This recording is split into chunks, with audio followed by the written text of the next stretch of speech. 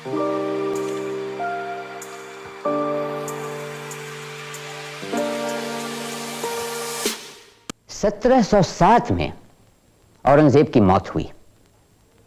इसके बाद के 100 साल में मुगल सल्तनत के टुकड़े टुकड़े हो चुके थे और हिंदुस्तान के सियासी इख्तिदार के लिए मुख्तलिफ ताकतें लड़ रही थीं।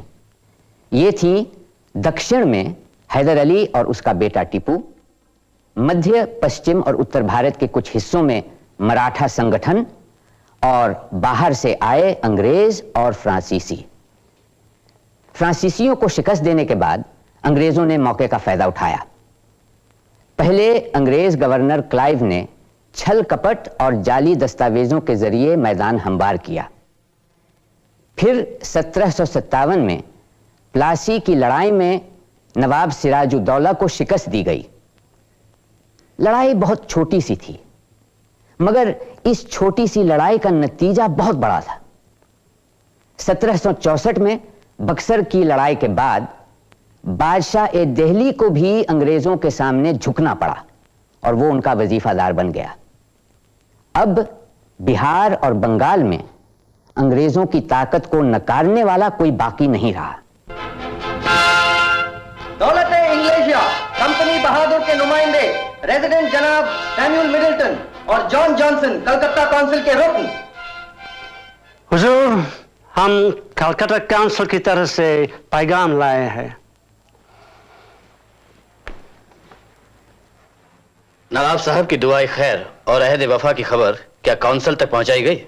जी बिल्कुल पहुंचाई गई, लेकिन मुझे अफसोस से अर्ज करना पड़ रहा है कि काउंसिल हुजूर की मसनद नशीनी तस्लीम करने को तैयार नहीं। जनाब रेजिडेंट बहादुर साहब, इसका क्या मतलब है? नवाब साहब ने कंपनी बहादुर को पूरी तरह तसल्ली दी है कि जो भी मुआहदा इनके वालिद मरहूम मीर जाफर और कंपनी के दरमियान तय हुआ था, ये उसकी तमाम शर्तें पूरी करने को तैयार है। इसके अलावा हुजूर की मसनद नशीनी बिल्कुल जायज है, क्योंकि मरहूम नवाब ने खुद अपने बेटे को मसनद पर बिठाया था। बाजा फरमाया मगर कंपनी इस मसनद नशीनी को एक्सेप्ट नहीं करती। रेजिडेंट बहादुर, क्या कंपनी का ये रवैया इसलिए है कि आप लोग मसनद पर मेरे भतीजे मीर सैदू को बिठाना चाहते हैं? माफ करिए, इस मौजू पर हमें कुछ बोलने की इजाजत नहीं। लेकिन मैं हुजूर को इतना बता सकता हूँ कि मीर सैदू के काउंसिल में कई सपोर्टर्स हैं। अब जो भी फैसला होगा वो आपके अमाल पर मुनहसर है। आप बराहे करम हमसे खुलकर बात कीजिए। इज्जतमान काउंसिल हमसे क्या तवक्को रखती है? हम किस तरह से उनका यकीन हासिल कर सकते हैं? काउंसिल चाहती है कि हुजूर एक नए ट्रीटी पर दस्तखत करें अगर वो कंपनी की सरपरस्ती चाहते हैं। क्या आप उस मुआहदे के पाबंद नहीं जिस पर मेरे वालिद ने दस्तखत किए थे? नई ट्रीटी में कुछ नई शर्तें शामिल हैं। यानी? हुजूर कंपनी को बिना टैक्स दिए निजामत में व्यापार करने को इजाजत देंगे, मगर ये छूट और किसी को नहीं दी जाएगी। हम सिर्फ नमक पर 2.5% टैक्स देने को तैयार है। ये कैसे हो सकता है? हम अपनी रियाया पर चुंगी लगाएं और कंपनी को माफ कर दें? इससे हमें कोई सरोकार नहीं। ठीक है, ये इतना मुश्किल काम नहीं, आप आगे कहिए। काउंसिल का सजेशन है कि हुजूर उनकी सलाह लेकर एक नायब सूबा मुकर्रर करे जो निजामत का आला अफसर बनकर रहेगा। वो रेवेन्यू कलेक्शन का जिम्मेदार होगा। लेकिन दीवानी की जिम्मेदारी तो मेरी है। काउंसिल को यकीन हो गया है कि टैक्स कलेक्शन में कमी हो रही है, जिसकी वजह से निजामत कंपनी के लोन्स वापस नहीं कर रही है। काउंसिल नायब सूबा के लिए किसे तजवीज़ कर रही है? काउंसिल का सजेशन है कि ढाका का मौजूदा नायब मोहम्मद राजा खान इस ओहदे पर मुकर्रर किए जाएं। हरगिज नहीं, हमें ये नाम कतई पसंद नहीं। मैं ये पूरी तरह साफ करना चाहता हूँ राजा नंकुमार कि खान साहब पर काउंसिल मेंबर्स का पूरा भरोसा है। वो शख्स बेईमान है। उसने निजामत के 16 लाख रुपए गायब किए हैं ढाका की लगान वसूली से। इसकी हमारे पास सनद भी है। रेजिडेंट बहादुर, रजा खां को इस ओहदे पर हम नहीं रखना चाहते। आई एम सॉरी, मगर नए ट्रीटी की सबसे अहम शर्त यही है। इसके अलावा काउंसिल की रिक्वेस्ट है कि निजामत में किसी कारकुन को मुकर्रर करने या बर्खास्त करने के पहले उनकी इजाजत ली जाए। ये नहीं हो सकता। राजा नंद कुमार, बेटर है कि आप बगैर आर्ग्यू किए हमारा साथ दें। काउंसिल ने आपके खिलाफ इंक्वायरी शुरू की है और इस बात का पता मिला है कि कंपनी के खिलाफ आपका ही कदम उठा चुका है, और अगर हुजूर को यह शर्तें मंजूर नहीं तो हम मीर सैदू से समझौता कर लेंगे। आप हमें गलत ना समझे रेजिडेंट बहादुर, आप जैसा कहें हम करेंगे। अगर ऐसा है तो हुजूर फौरन राजा खान को बुलाएं। आपके हुक्म के बिना वो मुर्शिदाबाद नहीं आएंगे और उनकी गैर मौजूदगी में आपकी मसनद नशीनी भी मुमकिन नहीं। लिहाजा आपको हुक्म दिया जाता है कि रुक्का मिलते ही फौरन मुर्शिदाबाद के लिए रवाना हो जाएं और हमारे दरबार में हाजिर हों। राजा नंद कुमार ने उन्हें रोकने की कोशिश नहीं की तो थी हुजूर, पर हार माननी पड़ी। इसलिए आप फौरन बेखटके मुर्शिदाबाद तशरीफ ले जाएं हुजूर, और वहां जाकर नायब सूबा का ओहदा संभालें। राजा नंद कुमार अंग्रेजों की नजर से काफी गिर चुके हैं। ये तो कहने की बात है कुली साहब। राजा नंद कुमार को शुरू से ही मुझसे बहुत अदावत रही है। उन्होंने ही मरहूम मीर जाफर के कान मेरे खिलाफ भरे थे और मुझे उस मनहूस दस्तावेज पर दस्तखत करने पर मंजूर किया, जिसकी वजह से वो मेरे खिलाफ 16 लाख रुपए के गबन का इल्जाम लगा सके। वो इतनी आसानी से मेरा पीछा छोड़ने वाले नहीं हैं। अजीब गुमगू में मुब्तला हूं। ओहदा मंजूर करता हूं तो जान और इज्जत का खतरा है, और ना मंजूर करूं तो फिर ढाका के बयाबान से निकलने का दूसरा मौका नहीं मिलेगा। मामला बहुत पेचीदा है। निजामत और कंपनी के तवाज़ुन को यकसा रखना ही होगा। लेकिन हुजूर, अंग्रेज व्यापारियों के साथ आपका काम कर पाना कैसे मुमकिन होगा? क्यों नहीं, मुमकिन होगा, जरूर मुमकिन होगा। आपने मेरी तरह जनाब अलीवर्दी खां का जमाना नहीं देखा। सूबा बंगाल में चारों तरफ खुशहाली थी, लोग चैन की जिंदगी जी रहे थे। जमींदार सख्त तो थे लेकिन जालिम नहीं। तिजारत भी अपने उरूज पे थी। देखते ही देखते सब कुछ बदलने लगा। अमीरों की आपस में खाना जंगी शुरू हो गई और फिर आए अंग्रेज ताजिर, उनके गुमश्ते बनिए, सब ने मिलकर रैयत को लूटना शुरू किया। निजामत का दस्तूर चौपट हो गया और किसी को कुछ फिक्र ही नहीं। और अब तो हालात उससे भी बदतर हैं। मैंने सोचा कि नायब सूबेदारी का ओहदा मंजूर करके मैं जनाब अलीवर्दी खां की तंजीम को फिर से राइज करूंगा, लेकिन जब राजा नंद कुमार जैसे दुश्मन के बारे में सोचता हूं तो हिचकिचाता हूं। वो सिर्फ फौरी फायदे की ही सोचते हैं। लेकिन हुजूर, अंग्रेज तो आपके साथ हैं। लेकिन कब तक साथ रहेंगे, वो मेरी सलाह मानेंगे कि नहीं, और मुझे अपनी बातें मनाने के लिए क्या क्या कुर्बानियां देनी पड़ेंगी। हुजूर, इस बात का फैसला तो मुर्शिदाबाद जाकर ही हो सकता है। मैं आपकी रवानगी का इंतजाम करवाऊं? मसनद नशीनी के लिए सिर्फ आप ही का इंतजार हो रहा है। आखिर मसनद नशीनी की इतनी जल्दी भी क्या है? हुजूर, नवाब ने अंग्रेज गवर्नर और काउंसिल के मेंबरान को मोटी मोटी रकम देने का वायदा किया है, और अब पता चला है कि साबत जंग बहादुर क्लाइव साहब विलायत से तशरीफ ला रहे हैं। कंपनी ने उनके हुकूक पहले से कहीं ज्यादा बढ़ा दिए हैं। इसीलिए काउंसिल वालों को खतरा है कि कहीं वो बना बनाया खेल उनका चौपट ना कर दें। साबत जंग बहादुर क्लाइव साहब आ रहे हैं। राजा नंद कुमार एक वक्त उनके मीर मुंशी रह चुके हैं। ये तो बहुत बुरी खबर है कुली साहब। मुर्शिदाबाद की रवानगी के शगुन अच्छे नहीं हैं।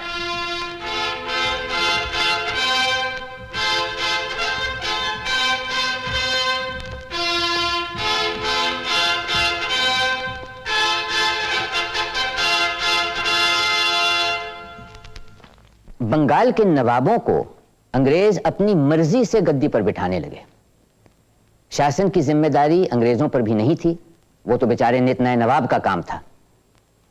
अंग्रेजों का काम था जल्द से जल्द दौलत बटोरना।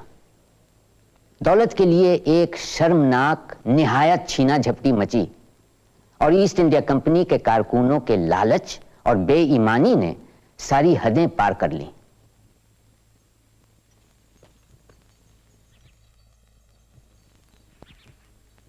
इन दोनों ने तभी रकम भी ऐंठ ली है और ऊपर से रजा खां को हमारे छाती पर मूंग डलने डाल दिया है। हुजूर, अब बेहतर यही है कि जल्द से जल्द आप लॉर्ड साबर जंग बहादुर क्लाइव से मुलाकात करें। उनसे हमारे बेहतरीन ताल्लुकात रहे हैं। ठीक है, अब रजा खां साहब से कह दीजिए हम कलकत्ते जाएंगे। जी नहीं हुजूर, ऐसी गलती मत कीजिएगा, वरना हमारे सब मंसूबों पर पानी फिर जाएगा। एक सफा भी ठीक ढंग से दर्ज नहीं किया गया। कमबख्त आधे से ज्यादा खाने तो खाली पड़े हैं। ये सब क्या हो रहा है? हुजूर, जब आंकड़े ही नहीं हैं तो खाने कैसे भरे?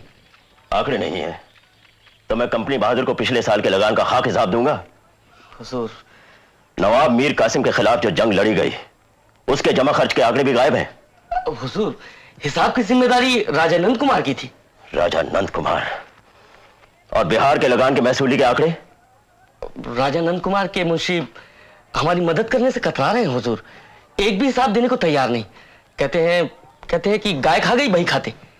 और राजशाही जमींदारी के हिसाब की पोथियां आग में जल गई। मक्कार, लगता है कि महसूली के दफ्तर में भी राजा नंद कुमार ने ही आग लगवाई होगी। हुजूर, मैं क्या कह सकता हूँ हुजूर। कुली साहब, रजा कुली साहब, जरा इधर आइए। फौरन कंपनी बहादुर के नाम खरीदा भेजिए कि मैं अब इन हालात में नायब सूबा का ओहदा संभालने के लिए तैयार नहीं हूं, क्योंकि राजा नंद कुमार कदम कदम पर मेरे रास्ते में रुकावटें डालने से बाज नहीं आ रहे हैं। जी हुजूर। दिन ब दिन हालात नाकाबिले बर्दाश्त होते जा रहे हैं। यहां हम अपना खून पसीना एक करके महसूल के हिसाब सही करने में जुटे हुए हैं, और वहां वही एक शख्स जिसे यह सब कुछ ठीक रखना चाहिए था, कलकत्ता में क्लाइव साहब के कान भर रहा होगा मेरे खिलाफ। और ऊपर से कलकत्ता काउंसिल को वो हिसाब मांगने में जल्दी पड़ी हुई है। इस तरह से काम होता है क्या? हुजूर, मेरी एक राय है, आप फौरन कलकत्ता तशरीफ ले जाएं और वहां क्लाइव साहब को सब कुछ साफ साफ बताएं। एक हफ्ता हो गया है क्लाइव साहब के बुलावे को आए हुए। उनके खत के अंदाज से मैं बहुत फिक्रमंद हूं। कलकत्ता ना आने की शिकायत कर रहे हैं। कहते हैं कि मैं नवाब साहब के साथ उनसे मिलने क्यों नहीं चला आया। पर जाता कैसे, जब नवाब साहब ने खुद मुझे कलकत्ता जाने से मना किया हुआ है, और ऊपर से ये हिसाब की गड़बड़। आप फौरन निकल पड़िए हुजूर।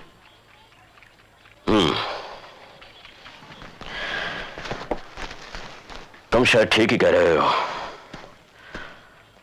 असली करता धरता तो क्लाइव ही है। निजामत की बची कुची शान को अगर कायम रखना है तो उन्हें सलाम तो करना ही होगा। पर इन हालात में ना जाने वो कैसे पेश आएंगे।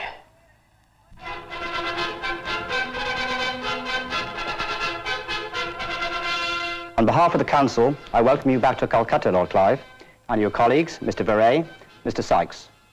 Thank you, gentlemen. Before I proceed, let me remind you that the directors of the company have granted me and my select committee absolute powers, independent of the Calcutta Council, to act in the manner I feel fit. We have all read the relevant paragraphs of the director's instructions, and we are anxious to discuss the meaning and extent of the powers granted to the select committee. Absolutely not, Mr. Lester. The select committee is the sole judge to the extent of its powers. There's no need for any discussion. I think a discussion would be very useful, particularly in view of certain letters from the directors that invalidate your powers. Mr. Johnson, are you trying to dispute the authority of the select committee? No, Lord Clive, but... Let's proceed. On coming to Calcutta, what have we heard but anarchy, confusion, and what is worse, an almost general corruption? It has come to our notice the unseemly hurry to place Najmuddaulah on the Musnad is because of the £140,000 paid to the council and the governor by the Nawab. This is in complete violation of the company rules which forbids its servants from accepting gifts from Indian princes over 4,000 rupees.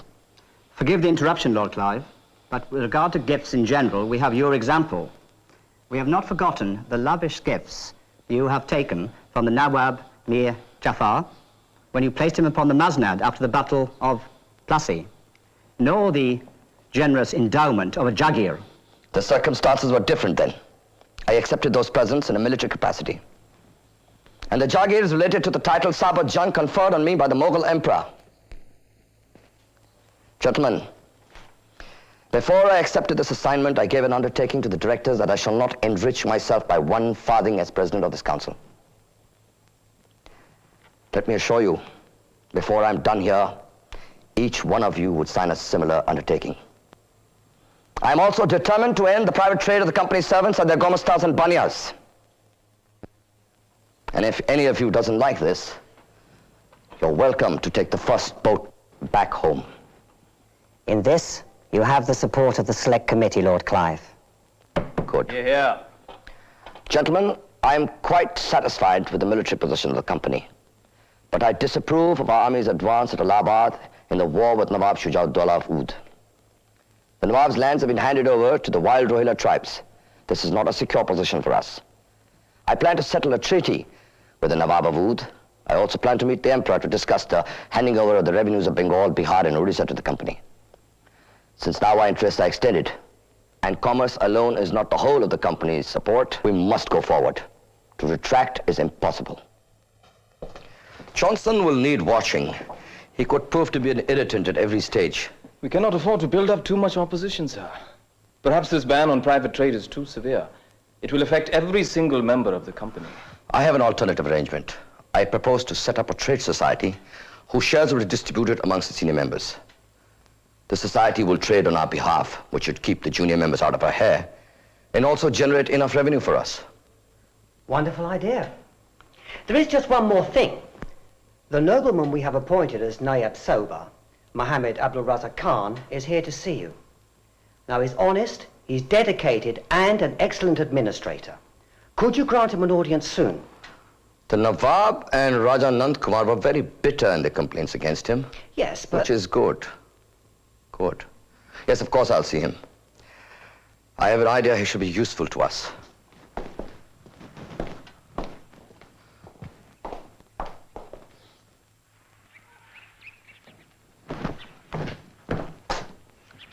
आदाब अर्ज करता हूं हुजूर।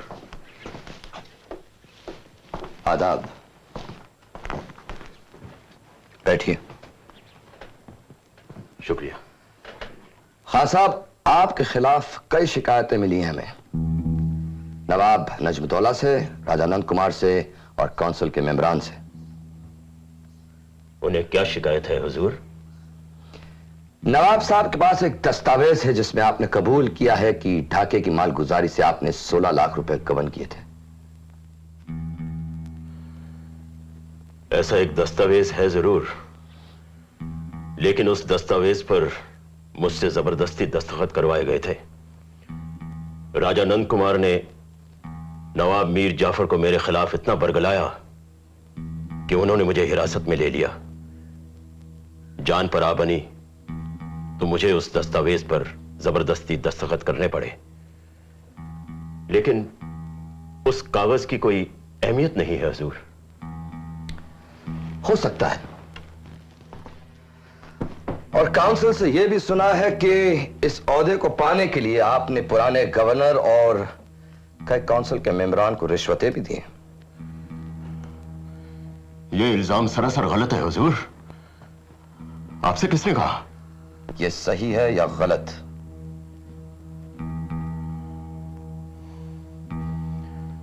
मेरी इज्जत का सवाल है जनाब। मुझे मजबूरन यह कहना पड़ रहा है कि मेरी तरफ से रिश्वत की ऐसी कोई शुरुआत नहीं थी। हां, काउंसिल के एक मेंबर ने मुझसे एक बहुत बड़ी रकम मांगी थी। जॉनसन ने?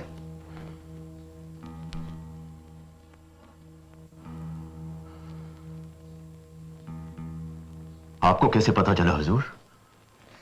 हम धन सूंघ लेते हैं, खास तौर से काला धन। कितने रुपए दिए थे आपने? हुजूर, बहुत हुज्जत के बाद 5.25 लाख रुपए की रकम तय हुई थी। क्या आप ये सब को लिखकर इस पर दस्तखत कर सकते हैं? आप कहेंगे तो जरूर करूंगा हुजूर। ठीक है, अब मैं आपको आगे के मंसूबे सुनाता हूं। मुगल बादशाह कंपनी को बंगाल, बिहार, उड़ीसा की दीवानी बख्शने वाले हैं। आप नायब दीवानी रहेंगे क्योंकि आपको लगान और महसूल के मामलों में तजुर्बा है, यानी आप निजामत और कंपनी के बीच पैरवी करेंगे। रियासत के अमीर उल उमरा, क्या ख्याल है? आपकी इज्जत अफजाई का बहुत बहुत शुक्रिया हुजूर, लेकिन अगर मुझे इंतजामात का बार उठाना होगा तो मैं चाहूंगा कि जनाब अली वर्दी खां के जमाने के दस्तूर को लागू किया जाए। जाहिर, और उसके लिए मुझे अपने मोतबर आदमियों को रखने की आजादी चाहिए हुजूर। मैं समझ गया आपका इशारा किसके तरफ है। राजा नंद कुमार काबिल आदमी है, लेकिन उससे जोड़ तोड़ करने की बुरी आदत है। उनके खिलाफ गवर्नर वैन सितार्थ का बनाया हुआ ब्यौरा मैंने देखा है। आदमी चालाक है। हुजूर, राजा नंद कुमार को आप कैसे रोकेंगे? वो तो नवाब साहब का खास आदमी है। राजा नंद कुमार को हुक्म मिला है कि वो कलकत्ते में ही रहेंगे, अब मुर्शिदाबाद जाने की जरूरत नहीं। बहुत बहुत शुक्रिया हुजूर, आपके लिए तो एक इशारा ही काफी था। अब मैं इजाजत चाहूंगा। इतनी जल्दी नहीं रजा खान, इसके एवज में आपको भी महसूल बढ़ाना होगा। मेरे भी कई दुश्मन हैं जो इस ताक में बैठे हैं कि मैं मुंह की खाऊंगा। जैसे मैंने आपको तंजीम में आजादी दी है, वैसे मैं चाहूंगा कि आप मुझे महसूल में बढ़ोतरी दें।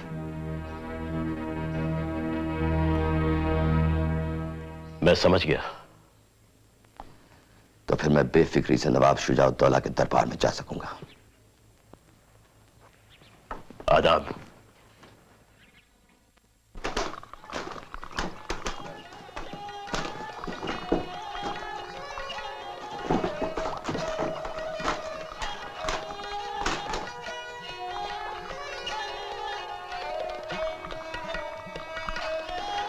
आपने हमारे मुर्गे को हरा दिया नवाब साहब।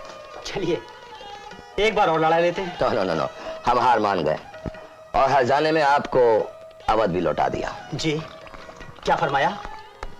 मैंने अर्ज किया नवाब शुजाउद्दौला की कंपनी बहादुर ने आपको आपकी रियासत लौटा दी। साबत जंग बहादुर साहब, हम किन अल्फाज में आपका शुक्रिया अदा करें? पिछले जंग में जो हमने खर्चा उठाया था उसको आपको पूरा करना होगा। हम खुशी से करेंगे। और कंपनी के किसी दुश्मन को आप पनाह नहीं देंगे। जरा नवाजी का बहुत बहुत शुक्रिया साबत जंग बहादुर साहब। हम बतौर तोहफा आपको क्या पेश करें? आप जो चाहें हम देने को तैयार हैं। आपकी खुशी हमारा इनाम है। लेकिन बादशाह शाह आलम की मंजूरी भी तो जरूरी है। वो आप हम पे छोड़ दीजिए। खुदा आपको कामयाब करे साबत जंग बहादुर साहब। इस मुबारक घड़ी हमारा शाही फरमान, जिसकी पूरी तरह तामील की जाएगी, जारी किया जाता है। वाबस्तगी और खिदमात के मद्देनजर हम बुलंद इकबाल अमीर उल उमरा सरदार नर्द आजम खादिम वफादार दौलत इंग्लिशिया कंपनी बहादुर को सुबह बंगाल, सुबह बिहार और सुबह उड़ीसा की दीवानी अता फरमाते हैं। बंगला साल 1172 की रवि फसल की अगवानी से ही बतौर इनायत पीढ़ी दर पीढ़ी हमेशा हमेशा के लिए। अब तो आप मुतमईन हैं साबत जंग बहादुर लाट क्लाइव साहब? बिल्कुल मुतमईन के जहांपना। शहंशाह हिंद इस बात से नाखुश है जनाब कि आपने दीवानी की एवज में नजराना कुछ कम रखा है। इस मामले में अगर तस्फिया हो जाए तो। गुस्ताखी माफ से ले लाई, लेकिन 26 लाख रुपए की रकम सालाना बिल्कुल वाजिब है। तीनों सुबह बर्बाद हो चुके हैं उस जंग की वजह से जो हम पर जबरदस्ती ला दी गई थी। रैयत पर जुल्म किए बिना इससे ज्यादा रकम नहीं जुटाई जा सकती। मेरी अदना सी राय है कि 26 लाख की रकम भी फरमान में दर्ज की जाए।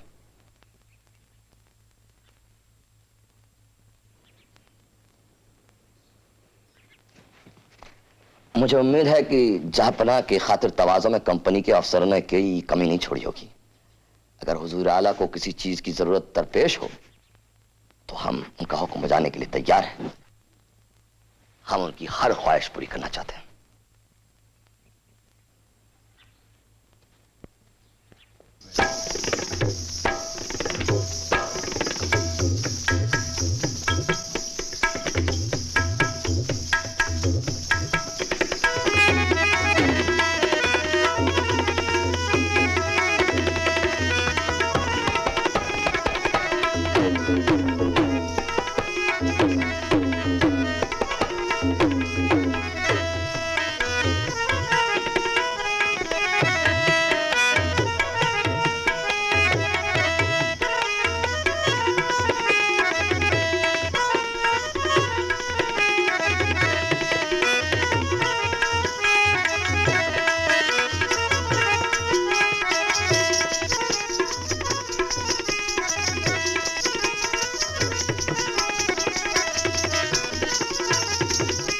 Lord Clive, I would like to personally congratulate you on obtaining the Diwani for the company. Tell me, was it very hard to get? It took less time than it would take to negotiate the sale of a jackass or a head of cattle. Francis, I am appointing you resident in Murshidabad. That's wonderful, sir. But don't you think I'm a little inexperienced? Yes. But I need someone I can trust. And there are not very many that I can here. Thank you, sir.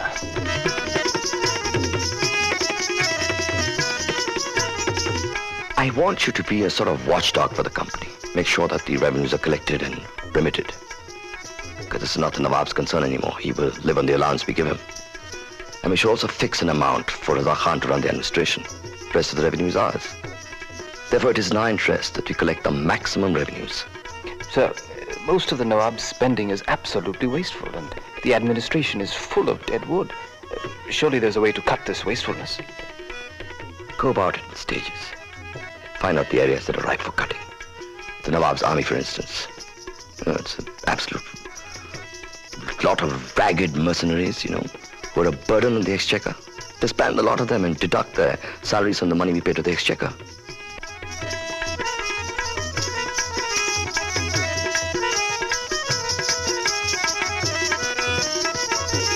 But do you really think that Raza Khan will cooperate, sir? I do not trust him. On the contrary, Francis. On the contrary, you must work very closely with him.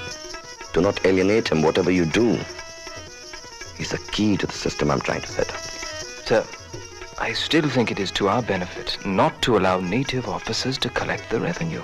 I think our men will do a much better job. No. This will entail an unnecessary expenditure and trouble.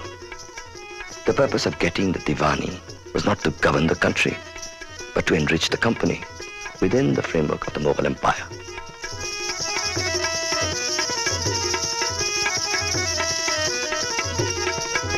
Though we have the power to govern, we will not use this power. There's also a practical reason. It would require us 3 times the number of civil servants to govern these provinces. On the other hand, if we leave the management to the old officers of the government, the company will not need spending money on additional servants. Do you understand? Yes, sir. I'll do the best I can, sir. Good.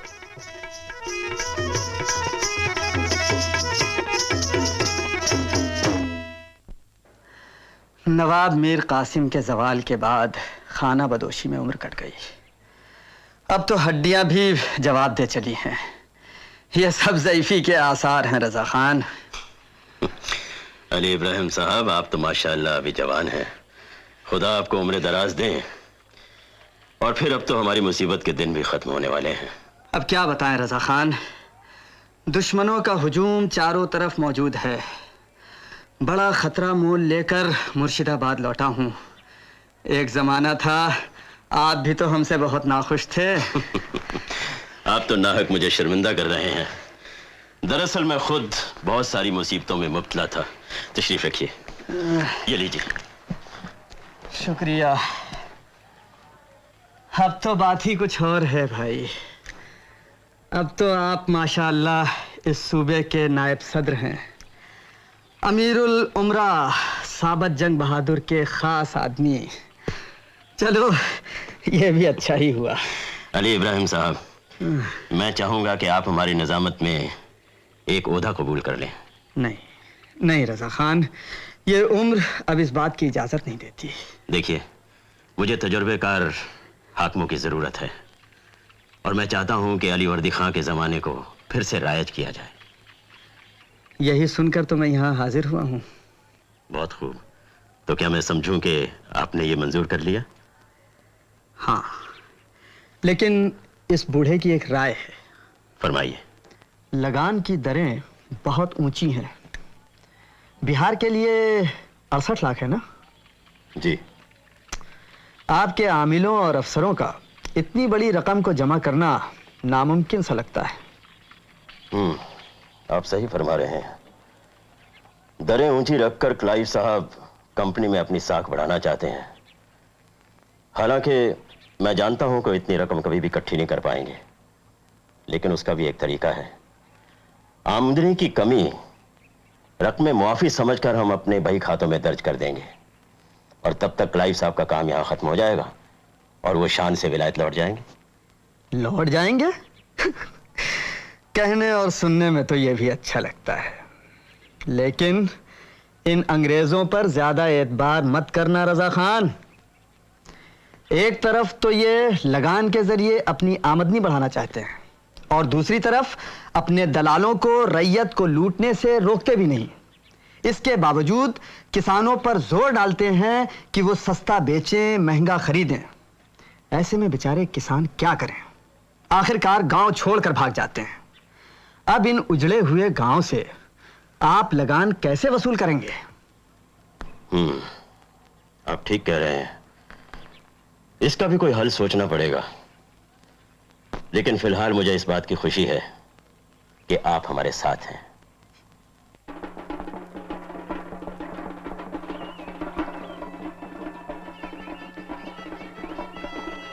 आप परेशान मत होइए Raza Khan.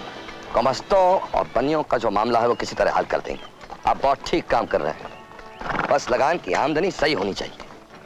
Clive साहब, आप तो हमारा तर्ज अमल बखूबी समझते हैं, लेकिन साइक साहब की समझ में कुछ आता ही नहीं। बस पीछे पड़े रहते हैं, खर्च कम कीजिए, खर्च कम कीजिए। अब जहां तक खर्च कम हो पाया हमने किया। उन्हें समझना चाहिए कि बहुत से खानदान महकमे की नौकरियों के जरिए ही पल रहे हैं। अब उनके मुंह से निवाला कैसे खींचा जा सकता है? इस तरह से तो लोग बदजम हो जाएंगे हुजूर। आपको साइक्स के साथ मिलकर रहना होगा।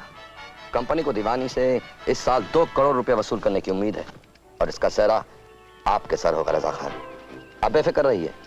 विलायत लौटने के पहले हम आपके हक में एक शुक्रिया का दस्तावेज छोड़ जाएंगे ताकि सनद रहे। इसका बहुत बहुत शुक्रिया हुजूर, लेकिन आपके जाने के बाद क्या होगा? साइक साहब आपकी तरह पुराने दस्तूर के कदरदान तो है नहीं।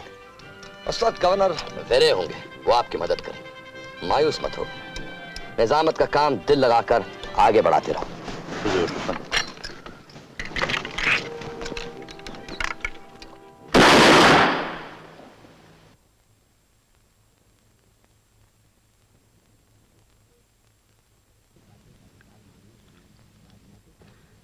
इसके बाद क्लाइव की दोहरी सरकार की नीति का पतन शुरू हुआ।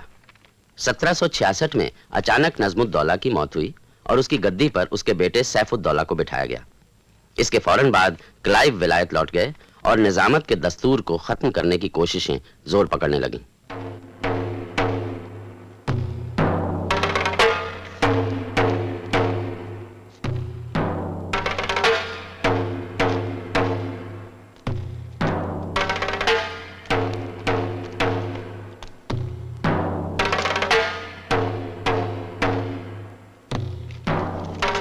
जनाब रेजिडेंट साहब, आपका यह हुक्मनामा मेरी समझ में नहीं आया। आप क्यों चाहते हैं कि पूर्णिया और दिनाजपुर में मैं अपने अफसरों को गिरफ्तार करवाऊं? खान साहब, मैं उन 2 जिलों से अभी अभी आया हूं और मैंने वहां देखा कि आपके आदमी कंपनी बहादुर के साथ बेईमानी कर रहे हैं। ऐसा तो कभी हो ही नहीं सकता। बिल्कुल हो सकता है। आपके आदमी रिश्वत खाने के आदी हो गए। मैंने उनसे बार बार कहा कि लगान भेजो, लेकिन वो लोग ये बहाना बनाते हैं कि उस जिले के लोग गरीब हैं। तो मैं खुद वहां जाके देखा, एक अच्छा खासा जरखेज जिला है। खान साहब, आपके आदमी झूठ बोलते हैं। साइक साहब, ऐसी बात नहीं है। वहां पूरी रकम जमा करने में वाकई ही दुश्वारी हो रही है। फिर भी पूर्णिया के सुबित राय ने सूद पर रुपया उधार लेकर महसूल की काफी रकम अदा की है। कितनी रकम? आधी से भी कम। खान साहब, आप जानते हैं कि पूर्णिया की दर कितनी थी? 25 लाख।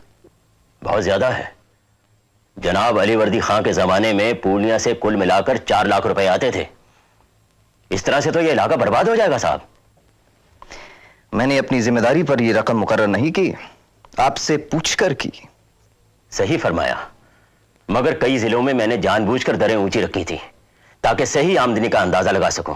हालांकि पूरी रकम वसूल होने की उम्मीद नहीं होती थी। खान साहब, आप अपने अफसरों के गबन की गुंजाइश रखते हैं, इसलिए आप ऐसा कहते हैं। अब अच्छी तरह समझ लीजिए खान साहब, हम पूरी कोशिश करेंगे कि कंपनी बहादुर को सही आमदनी मिले, वरना हम आपका यह पुराना दस्तूर खत्म कर देंगे। इसी दस्तूर की बदौलत आपको महसूल मिलता है जनाब। हम उसको बदल देंगे। हम काउंसिल में दरखास्त करेंगे कि हर जिले में हमारा जूनियर अंग्रेज ऑफिसर महसूल की जिम्मेदारी उठाए। यह हमें मंजूर नहीं साइक साहब। साबत जंग क्लाइव साहब ने साफ कहा था कि निजामत के दस्तूर में कोई दखल अंदाजी नहीं होगी। अपने आदमी जिलों में रखकर कंपनी निजामत की जगह खुद लेना चाहती है क्या? मैंने हमेशा आपसे सलाह मशवरा करके अफसर मुकर्रर किए, हालांकि यह जरूरी नहीं था। निजामत के नाम से मैंने आपको जाती तौर पर तजारत की इजारेदारी दिलवाई। देखिए, अब आप अपनी मनमानी करके पूरा दस्तूर नहीं उलट सकते जो मैंने इतनी मेहनत से कायम किया है। खान साहब, आपको खुद अपनी बात पर यकीन नहीं होता होगा। आप मेरी बात नहीं मानेंगे तो मैं नए गवर्नर के पास जाऊंगा। मुझसे यह बर्दाश्त नहीं होता कि आप निजामत के हकूक मिट्टी में मिला दें। आपकी मर्जी है खान साहब। आदाब। Why do you want to meet Raza Khan here? I needed some privacy. There are some things I want to say to him that are best said away from the office. That fool, Sykes. I thought we'd be rid of him in a few days. But before that, he has to stir up this hornet's nest. Becca, your job as resident at Murshidabad is going to be more difficult now. What do you think of Sykes' proposal to place company supervisors in the district? Get the council to reject it. What else? You know why he wants supervisors, of course. It's just a ploy to protect his own trading interests in the districts. If he has junior officers loyal to him, who also get a share in the profits, then the council will never know what happens in the districts. But what he does not realize is that the council have their own monopolies in the districts, and they will not be eager to place junior officers who may start demanding a share of the profits. Senior members are rapidly becoming a minority. Every ship from England brings a fresh horde of junior officers, all eager to make their fortune in a few days. If they sniff out Sykes' plan, they'll force you to implement it. If you don't, your own position on the council will be weakened. Well, now you will see why I wanted to meet Raza Khan here. Aye, Raza Khan. आप ठीक तो हैं? आदाब अर्ज करता हूँ हुजूर। बैठिए राजा खान। शुक्रिया, तशरीफ रखिए। ये मिस्टर बेकर है जो मुर्शिदाबाद में साइक्स की जगह लेंगे। And this is our most faithful ally, Mohammed Raza Khan. आपसे मिलकर खुशी हुई बेकर साहब। वेरी साहब, क्या बताऊं, मैं बहुत परेशान हूं। जानता हूं, उस पाजी साइक्स की वजह से काउंसिल उनकी तजवीज रद्द करेगी। फिक्र न करें। कई बार साइक साहब को समझाने की कोशिश की है कि कंपनी के एजेंटों पर जिलों में जरा रोकथाम लगाइए। अगर वही रैयत से पैसा बटोरना शुरू कर देंगे तो फिर रैयत के पास महसूल देने के लिए रह क्या जाएगा। इस मामले को लेकर काउंसिल के नाम लेटर लिखिए, तभी मैं इस मैटर को आगे बढ़ा सकता हूं। बेकर भी आपकी हेल्प करेंगे, but we shall also need your help, Raza Khan. मैं हमेशा आपके साथ हूं वेरी साहब। ऐसा है खान साहब कि काउंसिल के कुछ सीनियर मेंबर्स इस बात से परेशान है कि आबाद की कॉटन से यहाँ का बाजार कमजोर हो गया है। हमारे प्रॉफिट पर भी असर हुए है। हम चाहते हैं कि बाहर से आने वाले कॉटन पर अब टैक्स लगाए। मैं हाजिर हूं वेरी साहब, मगर जो कपास बाहर से आ रही है वो आप ही के छोटे अफसर मंगवा रहे हैं। जानता हूं, मगा, हमारा लिहाज तो खाना होगा आपको। बजा फरमाया वेरी साहब।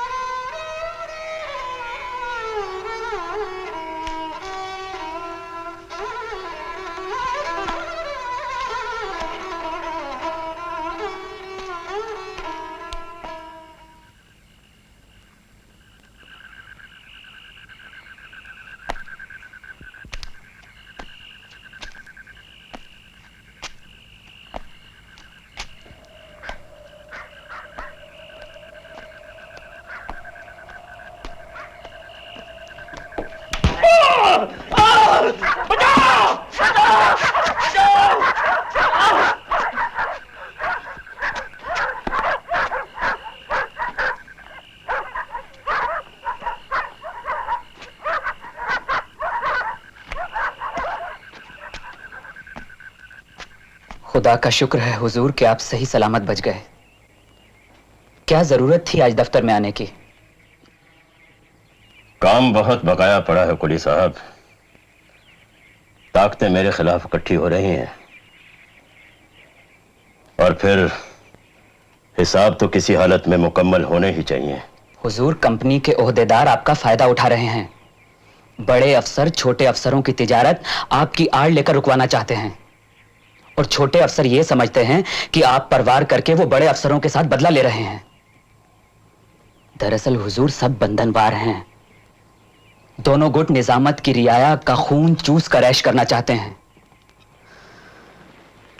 आहिस्ता आहिस्ता आपके सब भक्त छिन जाएंगे हुजूर, और एक दिन आप सिर्फ नाम के नायब दीवानी रह जाएंगे।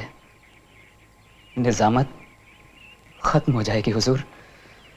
नहीं कुली साहब, मेरा दस्तूर कंपनी के खिलाफ एक ढाल है। माफ करें हुजूर, पर यह ढाल अब सड़ने लगी है। कंपनी की लालच के आगे यह टिक नहीं पाएगी और उन लोगों के पास बहुत हौका है दौलत बटोरने का। वो कुछ भी कर सकते हैं हुजूर, किसी की भी कुर्बानी दे सकते हैं। फिर भी मैं हथियार नहीं डालूंगा। बस तुम मेरा साथ नहीं छोड़ना।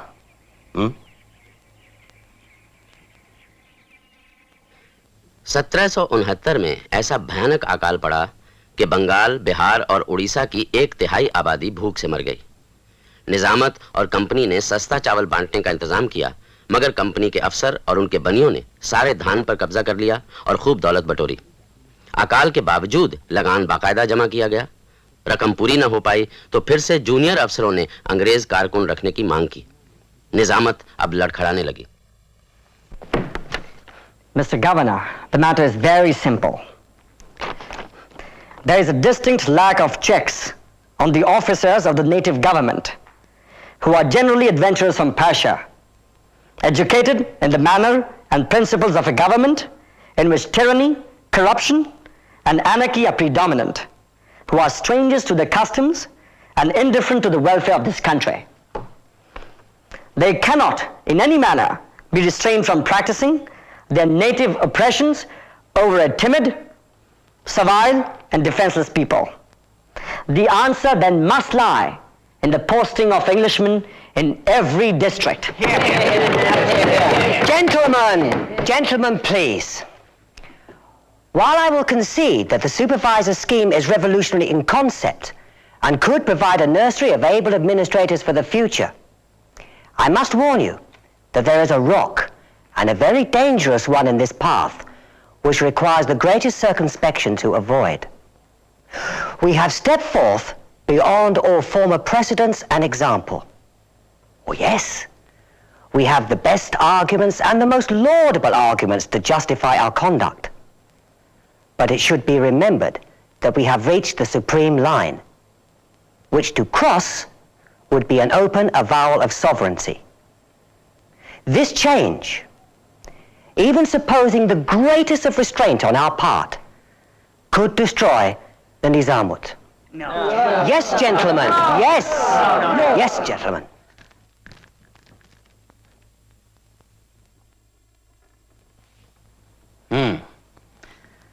तो जहाज को डूबता देखकर छछूंदर भागने लगे? अभी ये जहाज डूबा नहीं। किस दुनिया में रहते हैं खां साहब? आपके दिन अब लद गए। अभी कंपनी के डायरेक्टरों ने अंग्रेजी मुंतजिमों की तजवीज को मंजूर नहीं किया। डायरेक्टर्स का तो बोर्ड ही बदल गया, समझिए। नए बोर्ड पर साबर जंग बहादुर क्लाइव के सारे दुश्मन बैठे हैं।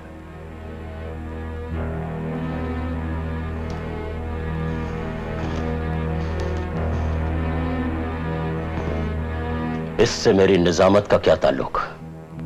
मुझे हमेशा से लगता रहा कि इस ओहदे के लिए आप बिल्कुल गलत आदमी हैं। आपको रत्ती भर भी इल्म नहीं कि इस खेल में कौन कौन सी हस्तियां शामिल हैं। आपकी किसको फिक्र है? बराह रास्त आप पर चोट करने में ना बोर्ड ऑफ डायरेक्टर्स ना कंपनी के अफसर दिलचस्पी रखते हैं। उनका सीधा वार क्लाइव पर है और उसके दस्तूर पर। और चूंकि आप उस दस्तूर के नुमाइंदे हैं, लिहाजा आपको तो हटाया ही जाएगा। मैंने क्लाइव साहब का इसलिए साथ दिया क्योंकि वो समझ सकते थे कि मैं निजामत में मुगल सल्तनत के पुराने असूलों को कायम रखना चाहता था। क्लाइव अपने मतलब के अलावा कुछ नहीं समझता खां साहब, इसीलिए विलायत में उस पर अदालती कार्रवाई की जा रही है। उसके सारे आदमियों को हटाया जाएगा। गवर्नर वेरी, काउंसिल में उसके नुमाइंदे और आप। खां साहब, क्लाइव के दुश्मन आप अपने छोटे अफसरों की आड़ लेकर अपना हक जमाएंगे। बस चंद दिनों की बात और है। आप ये कैसे जानते हैं? कभी कभी बंगाल के बाहर भी देख लेने के बड़े फायदे हैं हुजूर।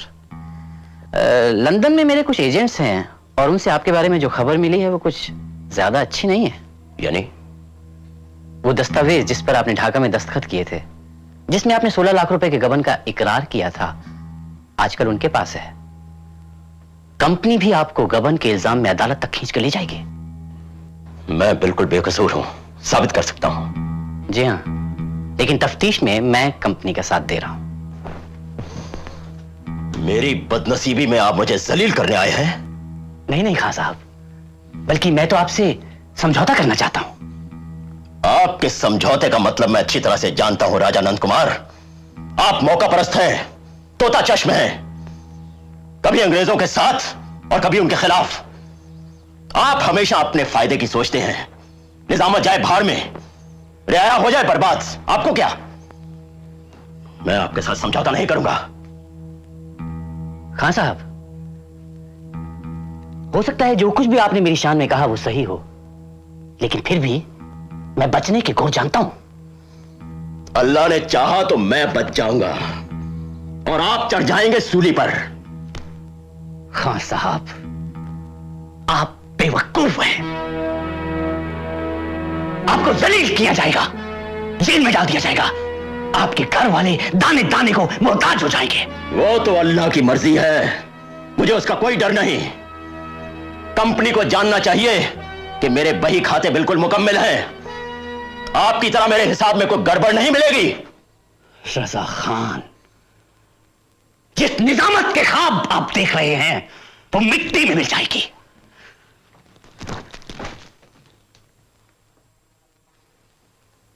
अहमक। नए गवर्नर वॉरेन हेस्टिंग्स ने बंगाल आते ही मोहम्मद रजा खां पर कई इल्जाम लगाकर उन्हें हिरासत में ले लिया। जानबूझकर मुकदमे को 2 बरस तक खींचा गया ताकि इस बीच अंग्रेज अफसरों को जिलों में नियुक्त करने की योजना लागू की जाए, जिससे नायब सूबा का ओहदा खारिज किया जा सके। हालांकि राजा नंद कुमार ने अदालत को पूरी सहायता दी। रजा खां बेकसूर निकले। बाद में उन्हें छोटे ओहदों पर नियुक्त भी किया गया और 1791 में उनकी मौत हुई। राजा नंद कुमार आगे चलकर हेस्टिंग्स के आड़े आए और उन्हें जाली दस्तावेज चलाने के जुर्म में फांसी दे दी गई।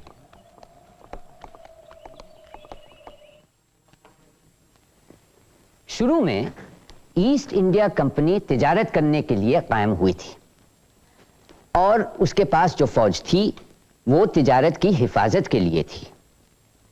रफ्ता रफ्ता और दूसरों की नजरों से छुपाकर उसने अपने अधीन इलाके को बढ़ाना शुरू किया, मुकामी झगड़ों में कभी इसका कभी उसका पक्ष लेकर, जिसके बदले में कंपनी ने दबाकर कीमत वसूल की। यह समझा गया कि ये भाड़े की फौजें हैं, जो चाहे दाम देकर इस्तेमाल कर सकता है।